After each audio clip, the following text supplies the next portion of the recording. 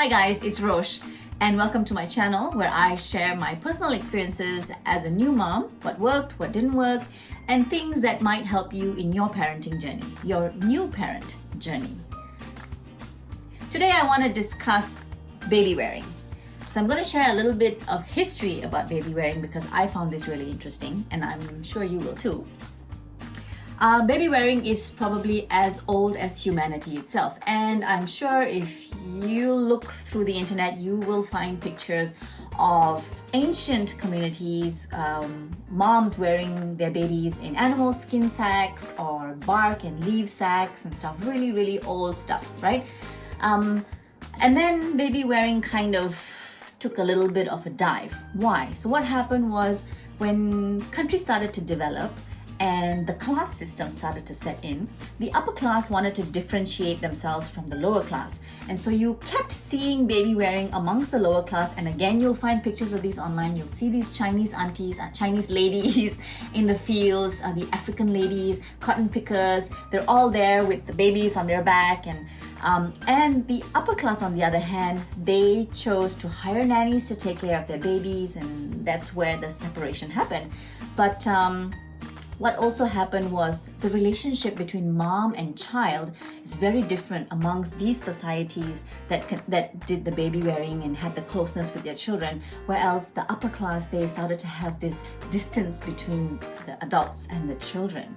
Fast forward to 1950s, which was the time period where strollers were invented. And with the advent of the strollers, the marketing for the strollers basically put baby wearing in a negative light. So there was a lot of negative stereotyping being done about the baby wearing. And this is very common. It happens still today. You know, you have a new product and your job to sell more of your product is to basically kill your competition, is to kill anything that you're up against, right? What to do? So that's when baby wearing took a nosedive. And about 40 years ago, say sometime around 1970s or 1980s, baby wearing companies started to come back. They started to be created. Baby wearing started to pick up a little bit in popularity. And just about 20 years ago, like in the 2000s basically, is when baby wearing has really become popular in the Western world, which is such a pity because this is where it was at, the Asian side of the world, the Eastern side of the world. This is where it started, this is where it was at, and we ourselves have lost the art of baby wearing. I mean, look, I'm a Malaysian, right? So I'm very sure the Malays did it, the Chinese did it, the Indians did it. I'm very sure we all did it. But when you look around you, how much of it do you really see? And I'm sure you have seen some makcik or some amma somewhere carrying their babies in the sarong, right? Whether they're carrying their babies or they're carrying their grandchildren, they're carrying it in the sarong. For the Westerners watching this video, I mean sarong, but because I'm Malaysian, it's sarong. Okay? Yeah.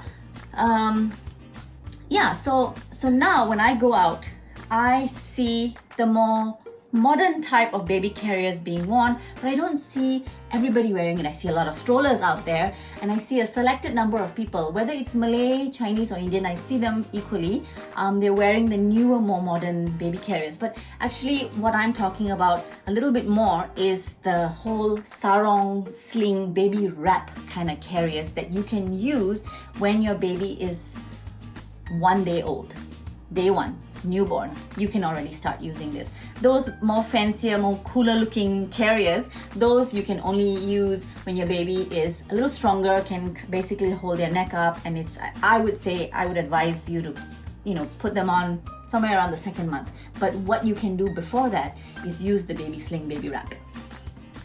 So check out the benefits of baby wearing. Baby wearing benefits for mom. The number one benefit is it helps to increase oxytocin. Now, oxytocin is the love hormone. So what that does, it helps the moms to build a better bond with baby, so a stronger maternal bond. And whether you're a new mom or an experienced mom, I'm very sure that some of you would have experienced the lack of connection from the get-go, right? You hear that, oh, my baby's born and I'm all, full of hormones and it's the best thing in the world that has happened to me. Yes, But it takes time for that connection to form. It takes time for that relationship to form. Like what happened with me is it took a couple of months for me to really feel that love and that deep connection, and that this is my child, you know, like this is the amazement of it all only sets in a little later. And baby wearing helps with that. Okay. Another thing it helps with is the production of breast milk. So you're wearing your baby constantly. That's sending your body signals that, you know, we need to produce more milk. Baby's gonna wake up. Baby needs to be fed. So that's fantastic, especially if you're breastfeeding. That's fantastic because that's always a big problem, feeding and breastfeeding and breast milk production. Right? Another thing that it does, and this is so important to talk about, is it lowers postpartum depression. Now, here's a very sensitive topic that a lot of people don't want to talk about, but I think now more and more people are ready to open up about it. I'm sure our mothers, our grandparents, our grandmothers, our great-grandmothers would have all gone through postpartum depression, knowingly or unknowingly, except the society, especially the Asian society, probably even the Western society, just doesn't allow for a mom to share how difficult, what a difficult time she's having, or you know, how hormonal and she's feeling, and how her highs are so high and her lows are so low, right? My personal experience, I did go through postpartum depression. Different women will go through it at different levels. Some will experience it at a level 1, while some will experience it at a level 10. And baby wearing, look, I did baby wearing, okay? And like I said, it lowers postpartum depression. It doesn't eliminate postpartum depression. I did baby wearing, but still I did experience some of that depression. But I can only imagine if I didn't do the baby wearing and I didn't do all these other tips that I've shared in my previous videos, how much worse my depression could have been, would have been, right? So I think these are fantastic things that helps with breast milk, it helps with postpartum depression, and helps with that bond. Okay, that's for mom. Baby wearing benefits for baby. Right? I'm going to read this out because there's quite a number. Babies who are carried are generally calmer and happier. Yay. Primal needs of babies are met, so they constantly feel mom and dad are nearby. They feel safe and secure, and they know for a fact that food is nearby because they can smell it. Now, the motion of carrying, because you're going to be walking while you're carrying your baby, strengthens the digestive tract, which helps in colic, and that's also another big issue in newborns. And that explains why my baby didn't really have that much colic, I guess. Yeah. It strengthens their lungs because you'll be walking from room to room, you'll be walking from indoors to outdoors, so they get to experience different airs and they breathe the different airs around them, right? This also establishes balance. It helps with inner ear function because of the bouncy movements, right? Newborn baby wearing promotes neck muscle development and healthy hip development. Now, as a new mom who tried the baby cloth wearer, I always get these words jumbled up. I was a little afraid, you know, because when you put the baby on, the baby's legs are kind of sticking out this way, baby's hips are open and kind of pushed out a little bit, and baby's neck is a little wobbly. I was worried about all that, but well, first of all, evidence shows that it actually strengthens, so you don't have to worry about it. Most importantly is this: studies show that the longer a baby is carried, the more number of hours the baby is carried for, the lesser baby cries. And that's what we want in the early stages. We don't want the baby to cry so much because it makes us feel like shit, right? It makes moms feel like, I don't know what the hell I'm doing, right? I feel like I'm failing, and it makes us spiral. So baby wearing to help babies cry less. Okay, this point I have to say is true for me because I remember my neighbors telling me, we forget that you have a newborn because we never hear your newborn cry. And I'm like, come on, my newborn cries. They're like, no, not as much as other newborns cry. And I'm like, oh, that's great to hear because that means that I'm doing something right. And I feel that baby wearing was one of those things that really helped him to keep him calm and settled most of the time, because when he was in there, he was either sleeping or awake, but either way, he was quiet, he was content. And when he was in his 4th month, he was explorative, he would reach out for for things, and it was a joy. It was a joy. Okay, so I want to mention just this one thing. I've spoken to a couple of my new mom friends, and they were mentioning that a lot of people seem to be familiar with baby wearing. Like we are either familiar with it, or we've actually even gone and bought ourselves a baby carrier. But the purpose and the intention of that purchase is more for like, oh, if we're going out, we need something to carry the baby in so we can have our hands free, or carry the baby so that we can multitask and we can clean the house and cook something and get some work done. Consider baby wearing for the reasons that I mentioned, for the reasons and the benefits that I mentioned earlier in this video, right? So that's not so much about the practical purposes of baby wearing. It's really for the nurturing purposes of baby wearing, and that's something that you need to keep in mind. So there's two kinds of baby wearing, and on that note, let's talk about the different types of carriers that me and my husband explored, and which one worked and which one didn't. Okay, so we tried 3 different types of carriers: the baby sling, the modern cool Ergo Baby type baby carriers, and the traditional baby wrap cloth based carriers, right? I'll show you the first one, which is the baby sling. I got this baby sling from Shopee for about 30 ringgit. Oh, can you see? Yeah, here. For about 30 ringgit. It comes with a big clasp here, open and close, and really how you wear it is just throw it on over your shoulder, adjust it to the right size, and it spreads out like this. So this item, my husband used it more than I did because I didn't really like it, and the reason is because it came when my son was already close to 6 months old, and I found that my son was a bit too heavy and too big for this. The support on this portion wasn't there, but my husband liked it because he said, instead of having to carry baby like this all the time, it kind of just gives that support for the bum. So again, for him it's all about practicality, so he has his hands to move, but it didn't serve the purpose for me, because for me it's all about, oh, I want my kid to be bundled up and hugged and all that. So if you want something just to wear around the house, just to carry baby in, this is great. Apparently some people use it for smaller babies, younger babies. They can fit in here, they can fall asleep in here. I'll post some pictures of how people use this. It's also great for breastfeeding babies. It also serves as like a cover while you're breastfeeding. But me personally, I didn't like it. But it's only 30 bucks, so if you want to give it a try, go ahead. I would personally suggest the baby slings that come, the cloth baby slings that come with a big ring where you can tighten. Again, I'll put a picture up in the screen somewhere here.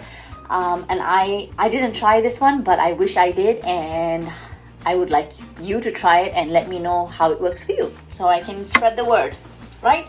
Okay, the second type of baby carrier, which I'm very positive most people will have or would have bought, is the Ergo Baby. Well, this was the brand that we got. We got the Ergo Baby 360. Very, very comfortable. It's fantastic for, it's not suitable for a newborn. We put our baby in here. The earliest age was 2 months, but that's also because our kid had strong neck muscles and was able to lift his head and carry his head. So I have a picture of my husband carrying him and vacuuming the house in this. So yeah, I love this. This is fantastic. This is a great brand. The only thing I wish was there were some pockets or some compartments in here where I could shove my phone and my keys, which is the standard stuff that I carry when I walk around. And I'm sure if you get a more recent model, this is the Ergo Baby 360. If you get a more recent model, I'm sure they've upgraded that at least. Okay, this stuff's expensive, alright? If you buy it brand new, it can go like something like 700 or 800 ringgit. If you buy anything fancier than this, it could be even more expensive. We were lucky enough to get this second hand, so we got it at half price, but still it was close to 400 bucks that we spent on this. So this was something that in the early days my husband used more of, because I was a scaredy cat to use this. So let me show you what I used. Now, if you go online and you Google baby wraps, you'll come across brands like the Boba wrap, the Boba wrap, the Solly wrap, the Moby wrap. Yeah, but these are wraps that I couldn't find out here in Malaysia. You can't find them. You can, I suppose if you buy stuff from Amazon, you can. But they were kind of coming up to close to 500 bucks, and I had already spent a good amount of money on my Ergo Baby, so I wasn't keen on spending another bomb on a carrier. So I started getting advertisements for Conny Baby, Konny, and that's something that's around the 300 ringgit mark, if I'm not mistaken. Could be 3, could be 400. Also, I found a little expensive. But the main differences that I saw between the Conny and the other three that I mentioned, the Boba, the Moby types, was that these were just a long piece of fabric, stretchy fabric, that you just had to learn how to tie around you, whereas the Conny was something that was already stitched in the back, so it's easy to put on. So I didn't try the Conny, but if someone out there if you know someone, or if you're trying the Conny Baby, please leave a comment. I would like to know how it works so I can share this with other people. Personally, I feel that it doesn't look like it would be tight enough. It looks like it's convenient, but yeah, I'm not sure if I would have been crazy about the Conny. So me being a little bit of a cheapskate and not wanting to spend that much money on just a piece of fabric, I sent my husband to the fabric store and asked him to buy 5 meters of a stretchy fabric, and he came home with this. So here's what you need if you want to do it my way, because it is difficult to get one of these online. Then just go and get a cotton, spandex, or jersey type fabric. Get a good 5 or 5.5 meters of this fabric.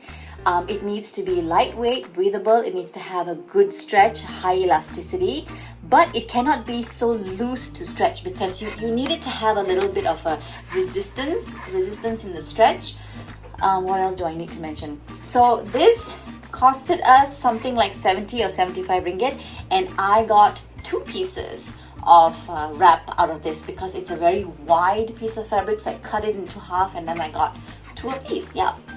I did buy one of these online and I felt cheated because they said it's elastic, but there's a very, very mild stretch on this, and that's not what I wanted. It was too stiff, it was too hard, and it was very thick and hard to. We were both sweating in it, me and my baby, so that's not something that you want either. Yeah, so I am not going to do a video of how to tie one of these. There are so many out there, and I'll put some links in the description below that you can go and check out on how to tie this 5.5 meters of fabric around you.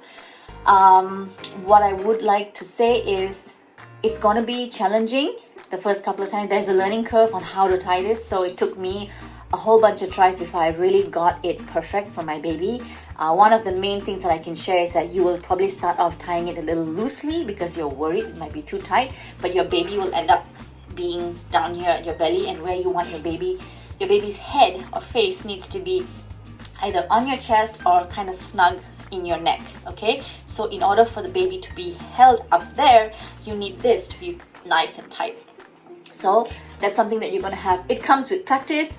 And another thing that I would like to mention is whatever way that you tie it, make sure the fabric is spread out so that the weight of the baby is spread evenly across the back. If you keep it all bunched up in certain areas, it will hurt your back.